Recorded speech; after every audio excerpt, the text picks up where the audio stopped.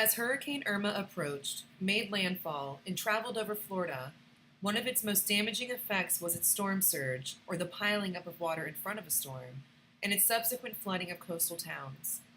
On September 12th, just after the hurricane, the Washington Post released an article titled, "Scientists Say Damage to Florida's Coral Reef Has Made the State More Vulnerable to Storm Surges," written by Chelsea Harvey. As we learned in Lab 6, coral reefs are like the canaries in the coal mine of ecosystem health and provide protection from erosion on shorelines. The Florida Reef Tract, the third largest barrier reef in the world, does just that. We learned that in Lab 6, coral are animals in the phylum Cnidaria, and according to the article, only 10% of the Florida Reef is covered with living coral, a result of a long history of damage, most recently warming waters and back-to-back bleaching events. These losses, scientists say, may have weakened the reef's storm buffer.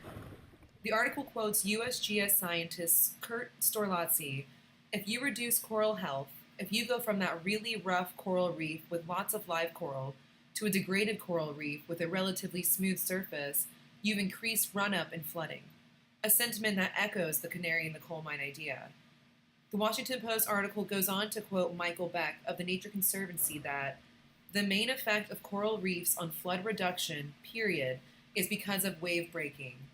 It's acting like a submerged breakwater offshore, breaking those waves, reducing and dissipating that wave energy offshore, so that then only tiny little amounts of wave energy come onshore. And according to an analysis by both Beck and Storlazzi, reefs may reduce the energy of incoming waves by 97% and may reduce wave heights up to 70%.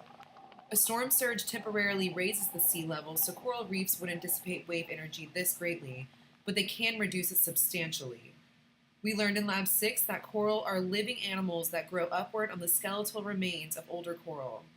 This article states that as the coral begins to degrade, those remains become more brittle and can break, furthering the destruction of the reef and their effectiveness in dissipating wave energy.